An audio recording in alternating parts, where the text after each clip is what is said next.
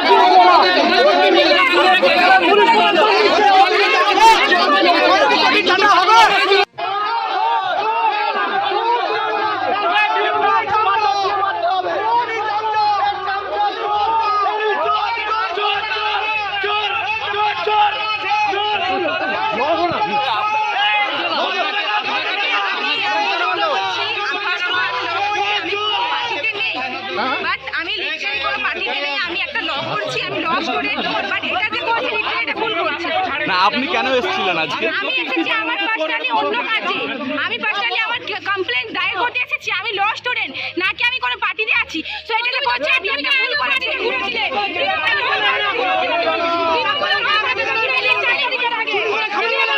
আপনি কি সক্রিয় তৃণমূল কর্মী?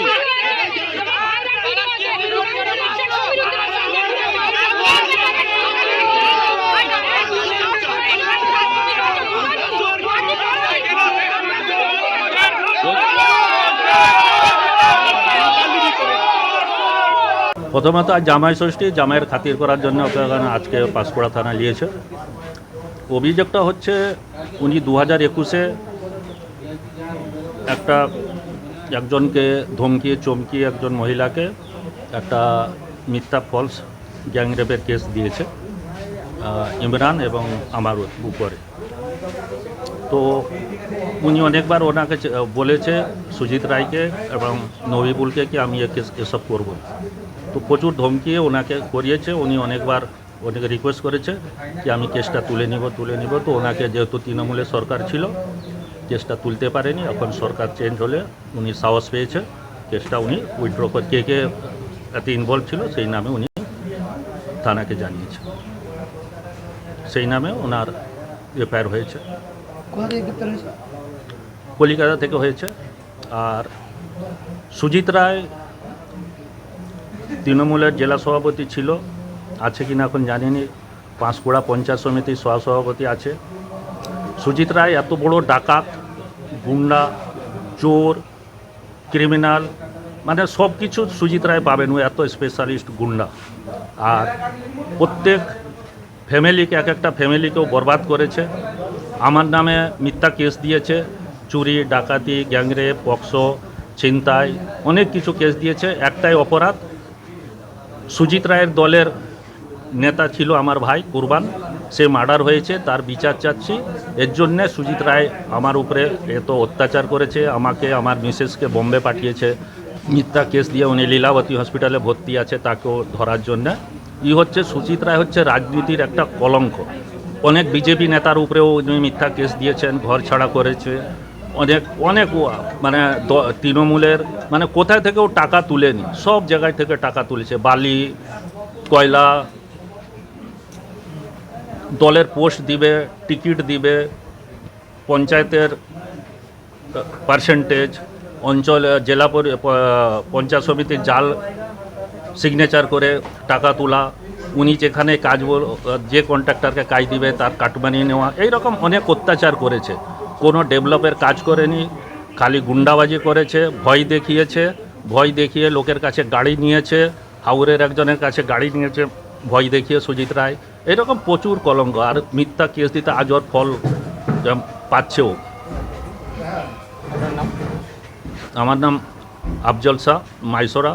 আমি কেস লড়ছি কুরবানের, যে আমার ভাই মৃত্যু হয়েছে তার কেস লড়ছি আমি। এতে এইটাই আমার অপরাধ। আজকে পাঁশকুড়া থানায় 4 নম্বর ওয়ার্ড থেকে এসেছি। হাতে ডিম এই কারণে দুর্নীতির প্রতিবাদে। আজ 15 বছর ধরে তৃণমূল দুর্নীতি চালিয়ে গেছে, যা তোলাবাজি, যা গুন্ডাগিরি, যা রাজনীতি চালিয়ে গেছে। কোনো সাধারণ মানুষ রাস্তায় পথে হাঁটতে নিজেদের মনের কথা বলতে পারতেন না। আজকে সেই দুর্নীতির বিরুদ্ধে আজকে তৃণমূলের একটা নেতা সুজিত রায়, ওনার বিরুদ্ধে আমরা ডিম নিয়ে বেরিয়েছি প্রতিবাদ করার, নিজের মনের একটা ক্ষোভ পার করার জন্যে। কিভাবে প্রতিবাদ করবেন? কিভাবে, এই তো আন্দোলন চলছে, একটু ডিম দিয়ে প্রকাশটা করি। হাতে দিবেন ডিম?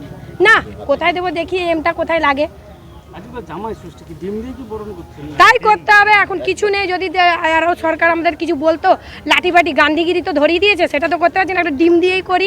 আপনার নাম দিদি? অমৃতা অধিকারী।